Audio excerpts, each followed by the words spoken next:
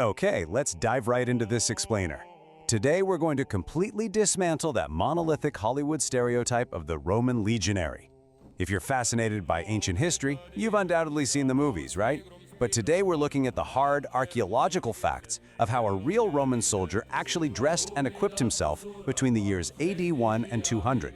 We're going to use direct evidence from excavations to ancient textiles and historical texts to get to the absolute truth. You know exactly the image that instantly pops into your head when I say Roman soldier. You likely picture this perfectly uniform army. Everyone is clad in bright, identical red tunics. They're wearing open-toed sandals, even in the dead of winter, trekking through the snow, which, let's be honest, is a bit absurd when you really think about it. And they're completely covered in universal shining plate armor. But historical reality paints a wildly different picture. The actual archaeological evidence completely shatters those pop culture assumptions. When we look at the hard data, from the muddy fields of ancient Britain all the way to the frontiers of Dacia, we just don't see a factory line uniform. Instead, we see immense regional variation. We see mismatched, field-repaired armor. We see highly distinct local supply chains, and, famously, we see soldiers wearing thick wool socks. So, here is the game plan for our explainer. 1. Skin deep. 2. Armor, belts, and shields. 3. Swords and javelins. 4. The marching kit. And 5. A uniform that never was. A quick clarification before we really get going. Keep in mind that we're focusing strictly on the everyday grunt, the miles gregarius. Actually, scratch that image of generals with muscled golden cuirasses. There are absolutely no centurion crests or standard bear animal skins here unless we specifically call them out. We just want to know what the average guy down in the dirt was actually wearing. All right, let's hit part 1, skin deep, clothes and footwear. Forget that mandatory, plain, bright red movie tunic. The reality is way more practical, and honestly, a lot more colorful. Down in the mud at the Vindolanda fort in northern Britain, archaeologists have uncovered literally the largest Roman textile collection in Western Europe. And what did they find? Tunics made of thick wool for the cold, linen for warmer climates, and even fragments of entirely striped fabrics. These guys were wearing practical, varied clothing perfectly suited to their local environments. Actually, one of the most humanizing things we have is the translation of Vindolanda Tablet 346. It's a literal 2,000-year-old wooden letter sent in a gift parcel to a soldier stationed on the frontier. It explicitly mentions sending him socks, sandals, and 2 pairs of underpants.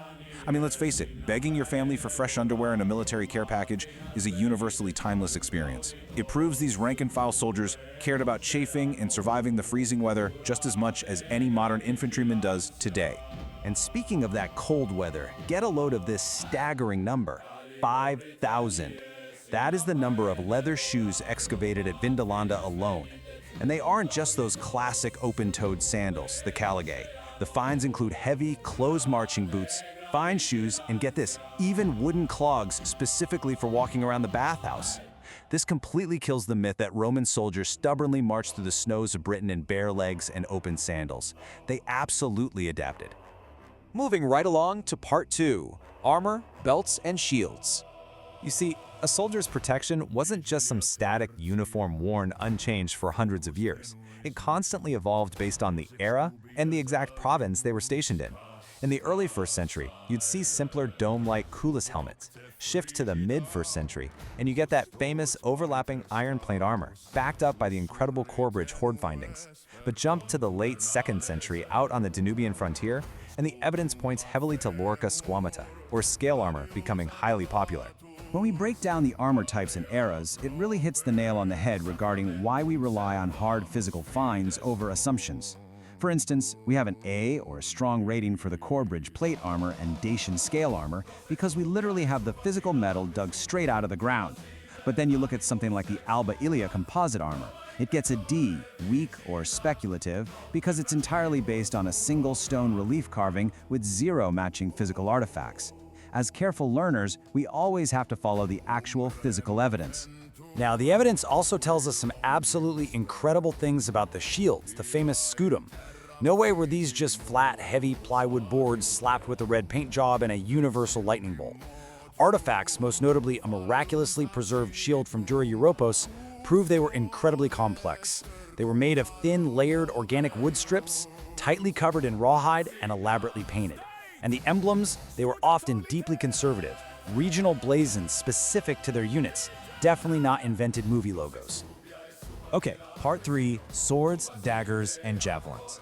The classic Roman infantry doctrine was a highly effective, incredibly disciplined, and devastatingly fast sequence.